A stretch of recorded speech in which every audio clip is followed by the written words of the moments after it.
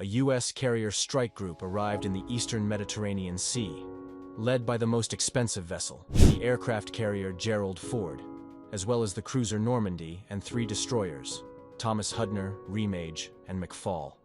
So, literally overnight, a massive force of up to 4 squadrons of modern 5th-generation F-35C fighter bombers, 4th-generation FA-18 Hornet fighter bombers, as well as 4 carriers of Tomahawk strike missiles with up to 90 to 96 such missiles each, and a total of 110 missiles in a salvo, appeared in the Middle East region. Remember that the Tomahawk has a range of up to 1,100 kilometers. The 2nd Carrier Strike Group is on its way, commanded by the aircraft carrier Dwight Eisenhower. On October 11th, the White House informed reporters why the U.S. urgently required such a naval fist of outstanding might in the Middle East region. We'll explain in our video. Officially, U.S. officials claim that the aircraft carriers near Israel's coast are solely there to discourage neighboring countries such as Lebanon and Iran. Will this armament, however, be sufficient to keep Iran at bay and prevent it from actively joining in the conflict? After all, despite crippling economic sanctions, this country has managed to construct an extremely formidable army armed with contemporary long-range missiles, attack drones, and other lethal weaponry during the last 2 decades. To address this question, let's look at how the Americans can counter the Iranians in detail. The aircraft carrier Gerald Ford is, of course, the most powerful warship in the world. In 2005, the aircraft carrier Gerald Ford was set down at the Newport News shipyard in Virginia, along with the CVN-78.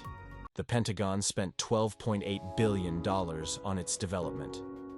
Another $7 billion was spent on the development of the next aircraft carrier, which will be the 11th operational U.S. aircraft carrier, and the first of the USS Gerald Ford class. The Nimitz class comprises the other 10 nuclear-powered aircraft carriers in the United States.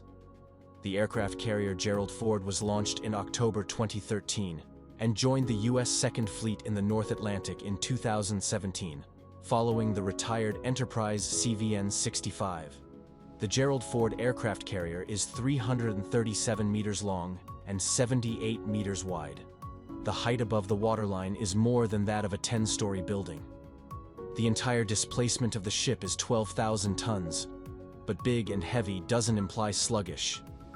Witnessing it on the ocean is like watching a gigantic house float by you at 30 miles per hour. The ship has a crew of 2,600 people, including 508 officers, about 2,500 air crews, and 70 staff commanders. Many operations have been automated, reducing the personnel to 2,600, 700 less than on previous Nimitz-class aircraft carriers. The aircraft carrier can transport up to 90 helicopters and combat aircraft. The Gerald Ford aircraft carrier can carry 48 multi-role fighters divided among 4 squadrons. 2 squadrons, 24 units, of 4th-generation FA-18 Hornet deck fighter bombers and 2 squadrons of 5th-generation F-35C multi-role fighter bombers comprise Gerald Ford's combat aviation. Gerald Ford became the 4th U.S. Navy aircraft carrier to deploy a deck-mounted variant of the F-35C fighter, and the U.S. ship now possesses more stealth aircraft than the Russian armed forces combined. The Gerald R. Ford aircraft carriers are outfitted with 2 Mk-49 surface-to-air missile launchers, each armed with 21 RIM-116A missiles. The ships also have 2 8-container launchers, Mk-29, armed with RIM-162 ESSM missiles. These weapons are intended to fight anti-ship missiles that are rapid and agile. RIM-116A SAMs are meant to engage targets within 10 kilometers, whereas RIM-162 SMM missiles may strike targets up to 50 kilometers, 30 miles. The artillery anti-aircraft weapon system consists of 2 6-barrel Phalanx Mk-15 Block 1B Gatling system cannons of 20mm caliber delivering 4,500 rounds per minute. They seem nearly comparable to the enormous guns used on U.S. fighter planes like the F-16. The guns are intended to fight anti-ship missiles that fly at subsonic speeds. 5 12.7mm M2 BMG, 12.7mm large-caliber machine guns are installed for close-range defense. 2 A-1B nuclear reactors supply electrical and propulsion power to all units in the propulsion system. The overall thermal capacity of the A-1B is about 700 megawatts, which is approximately 25% more than the A-4W reactors installed on the Nimitz-class ships. The A1B reactors create enough steam to generate 125 megawatts of electricity, or 168,000 horsepower, plus 260 megawatts of electricity, or 350,000 horsepower, to drive the 4 propeller shafts. 4 sets of Westinghouse steam turbines provide power for the ship's primary ship systems and the innovative electromagnetic catapults. The range of Gerald R. class aircraft carriers is essentially endless because to A1B reactors, which do not require fuel rod replacement. Because these ships may operate for 50 years, the reactors will not need to be refilled for the whole of the aircraft carrier's existence. This enables the ship to go across any distance. The autonomy of travel is limited to 120 days and is regulated solely by water and food supplies. The aircraft's top speed is 30 knots.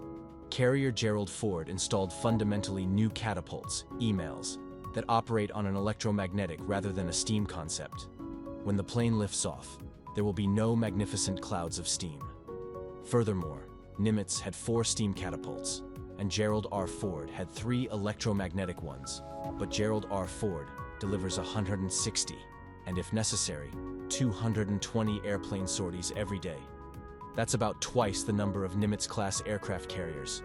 The United States has dispatched 2 aircraft carriers to the Middle East by dispatching the aircraft carrier Gerald Ford. Despite the installation of such power-hungry equipment as catapults, this ship generates a massive excess of power.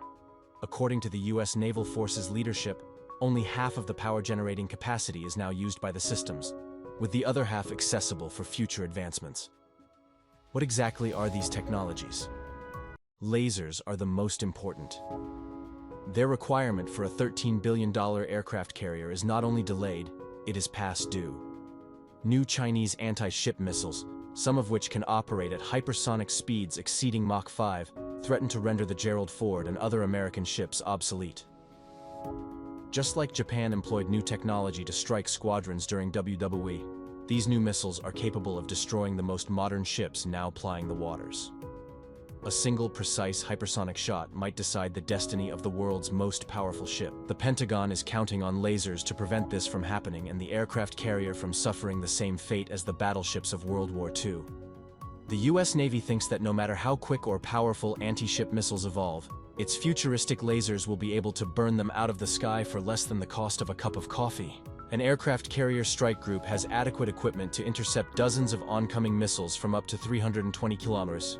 Or 200 miles, but it becomes vulnerable once ships run out of fire interceptors, which must be stored and then resupplied after action. Some ammunition may be resupplied at sea, but missiles must be resupplied in port.